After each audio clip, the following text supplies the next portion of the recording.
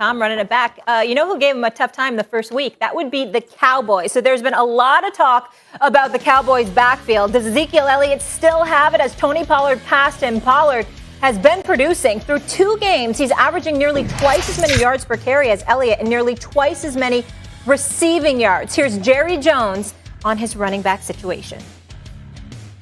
The facts are that we really have an outstanding situation here, that Pollard gets up on him so fast and can really surprise the defense. He's stronger than he looks, but he just has got so sudden and got such a burst.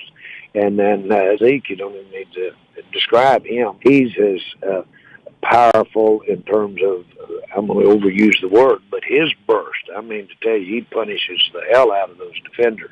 Both of those are going to be a real staple for us as we get into the season.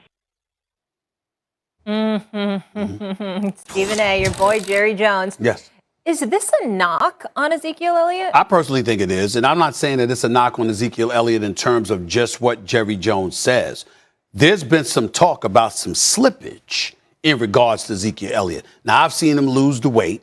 I've seen him look fast, but I'm looking at Pollard, how strong he is, deceptively strong, how evasive he is, quick burst out of the gap, what he's able to do running the football. And I'm seeing a guy that has 11 less carries on the season thus far, but still has more yards rushing than Ezekiel Elliott. Now, Ezekiel Elliott was averaging 5 yards a carry throughout his career until last year, where it dipped to 4. We understand that Dak Prescott going down in Game 5 of the season had a lot to do with compromising his level of productivity. Nevertheless, the truth is the truth. Right now, Pollard looks like a better running back than Ezekiel Elliott.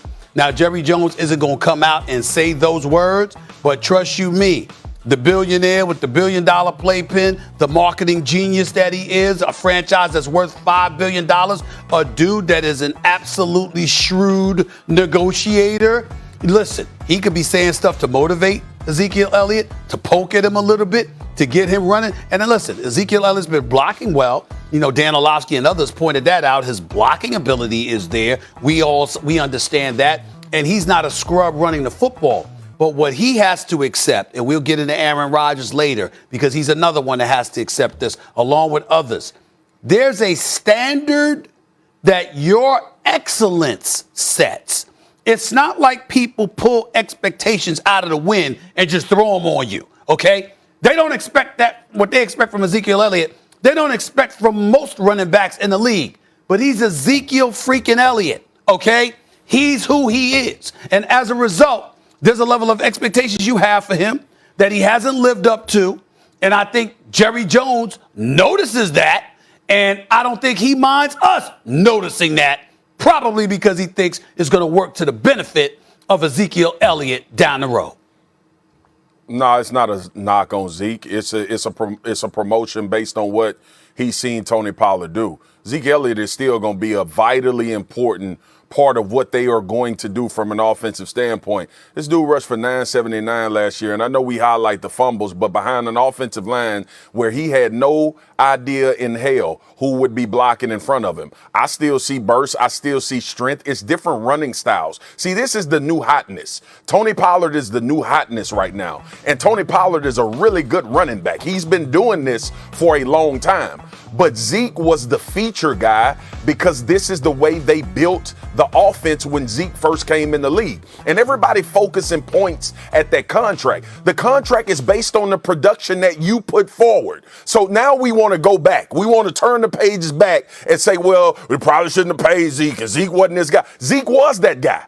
Zeke was in the conversation for being the number 1 back in the league. And I look at this team this year, and we having this conversation about, is it a knock on Zeke? And we refuse to look at all of the elements that have changed about this football team. Like, could there possibly be some things about offensive philosophy, offensive line, the way they run offense, that changes the effectiveness of Zeke Elliott and how we thought about him when he was getting 40 carries a game? You don't want to live in that world. I know it's one anomaly, and that's Derrick Henry in Tennessee, where they hand the ball off time and time again. Different animal. Zeke is no longer in the same situation. He's no longer going to have the usage that that he had early in his career, and he's no longer playing in the same offense. Zeke Elliott will go over 1,000 yards this year, and everybody will look at it and say, well, he should have ran for 1,500 or he should have ran for 1,600, because we thinking about a few years ago when this was an absolutely different football team. You had Dak Prescott, who you didn't know would turn into what he is right now. We knew he was good and trending in this direction. This is a totally different situation to say it's a knock on Zeke Elliott. Well, first of all, it is. You can deny it all you want to, but it is. That's number one. And number two, to show you my level of objectivity, Marcus Spears, I have to give myself credit where credit is due. Did you know that it is in my best interest for Ezekiel Elliott to run for 1,000 yards this year? Because this is my first year ever playing fantasy football, and he's the running back that I picked. Do you see that level of objectivity that I have? I had the 5th overall pick, so I had to grab him, and I grabbed Ezekiel Elliott because my first 4 running backs that I wanted were all gone. So it just shows you I'm not completely off the cliff when it comes to the Dallas Cowboys. It doesn't cloud my objectivity. And I'm still here to tell you, despite what you just said, based on what I've seen in the first 2 games, with him averaging, about 53.5 yards a game, I don't see him rushing for 1,000 yards this season. He did it last season. And I think, you know why I don't see him running for 1,000 yards? Because if the first 2 games are any indication, Marcus, I see them giving some of his carries to Pollard. And by the way, let me ask you a very generic, logical question per se.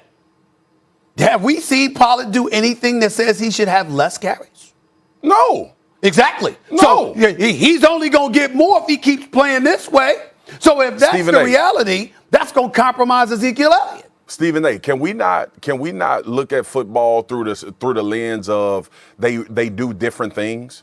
Can we not focus on the fact that both of these backs are different, and that's why you have a 2-back system? Tony Pollard will be used a lot on the edges. He'll be used in the passing game. But Zeke's carries are going down anyway. Yeah. They've been going down yearly because you have a top 10 quarterback with elite weapons on the outside. Which is why that combined with Pollard is going to compromise his level of production. But how is that a knock on Zeke Elliott and them circumstances? All of them have changed. Because you paid the man $90 million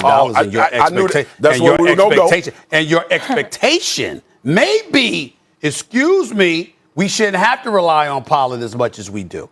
I'm just saying. I don't feel that way, but that's how they might feel. You never know. You know how Jerry is. Well, I told you in my first soliloquy, one of your favorite words, that Zeke Elliott got paid because it was designed for him to be the top back in the league and rush for a lot of yards. It is no longer that way.